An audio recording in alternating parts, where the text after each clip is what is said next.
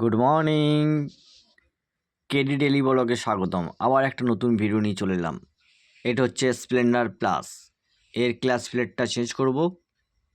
গাড়ি খুলেছি, খোলার ভিডিওটা করা হয় না, খুবই দুঃখিত। তো ফিটিংসের ভিডিওটা আপনাদেরকে দেখাচ্ছি। এটা হচ্ছে মোবিল ফিল্টার লাগানো হচ্ছে। এটা হচ্ছে ক্লাচ হাউজিং বাটি ফিটিং করছি, দেখো তোমরা। এই একটা সিম, পাতলা সিম ওয়াশার ভেতরে ফিট করে দিচ্ছি প্রথমে। তারপরে দুটো লক আছে, দুটো লক গ্রিস দিয়ে বসিয়ে নিলাম।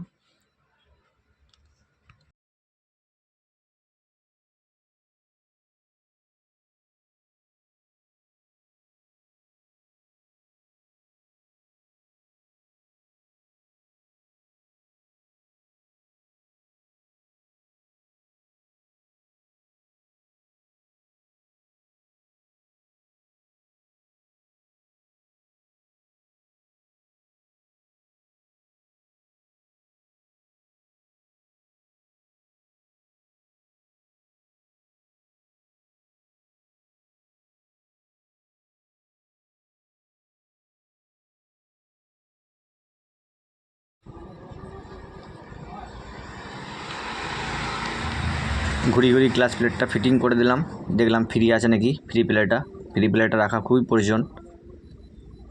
একটা ওয়াশার দিলাম, দিয়ে এই যে নাটটা লাগাচ্ছি। ওর থ্রেডটা সোজাসাজি আছে।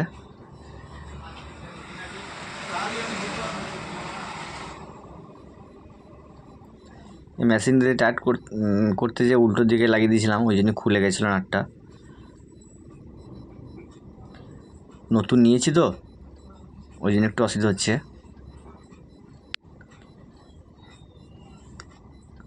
এই যে টাইট করে পুলার লাগিয়ে টাইট করছি।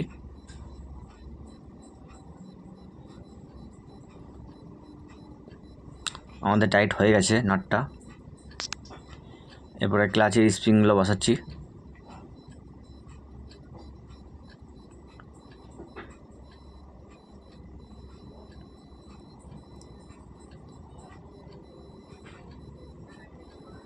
দশ নম্বর নাটগুলো টাইট করে দেবো, ফিটিং করছি।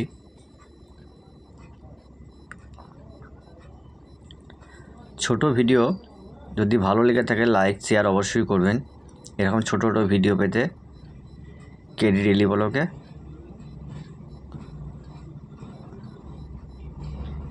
স্বাগতম। এই যে নাটগুলো টাইট করে দিলাম, 10 নম্বর 4টে নাট।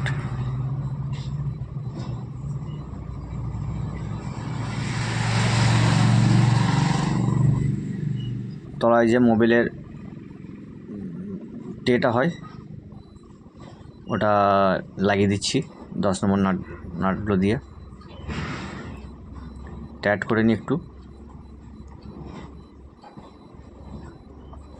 ওটা দিয়ে মোবিল সব জমে থাকে, ক্লাচ প্লেটটা সবসময় ভিজিয়ে রাখার জন্য।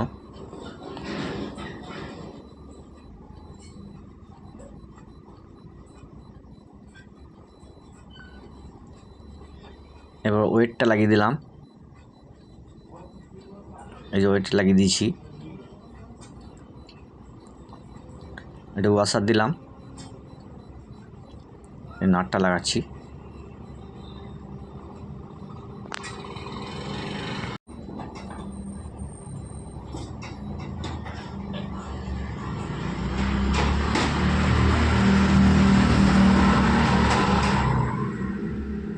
নাটটা টাইট করে দিচ্ছি।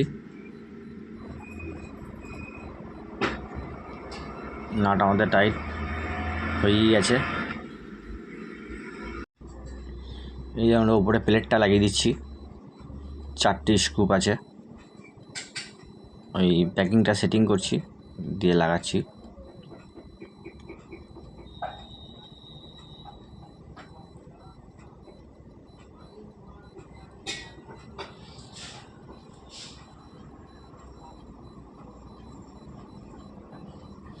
স্ক্রুপ টাইট হয়ে গেছে, বিয়ারিংটা চেক করে নিলাম। বিয়ারিং ঠিক আছে।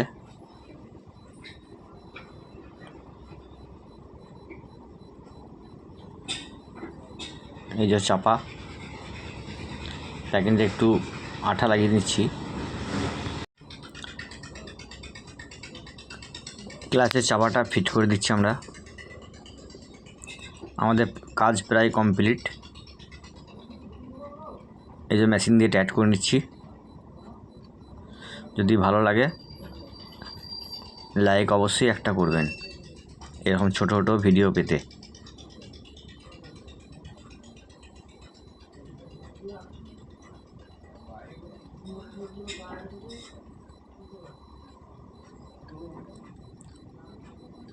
Good bye.